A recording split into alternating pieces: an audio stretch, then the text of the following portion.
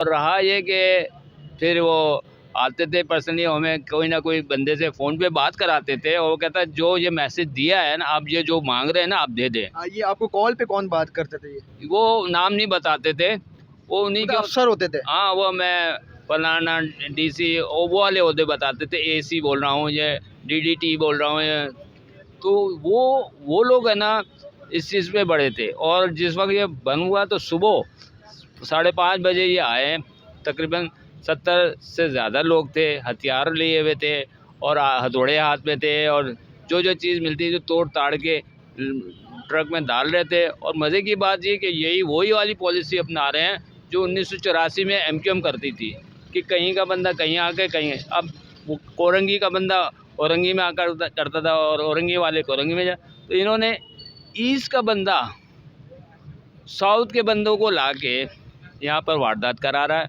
और सामान गायब। अच्छा, वो सामान मैंने देखा तो मेरे हिसाब से 50-60 लाख का सामान अब किसी काम का नहीं है। और मैं मुराद अली शाह हो या मुर्तज़ा वहाब हो और भुट्टो फैमिली के जो नाम नयाज बिलाल भुट्टो है, उनको और जरदारी को मैं कहता हूँ अगर सिंध में रहना है तो कराची को आप इंडिपेंडेंट करें तो कामयाब होंगे। अदरवाइज़ कराची जिस दिन उठ जाएगा ना तो आपको उस तरह वॉश आउट हो जाएगा जैसे एमक्यूएम वॉश आउट हुई है, जमात इस्लामी वॉश आउट हुई है।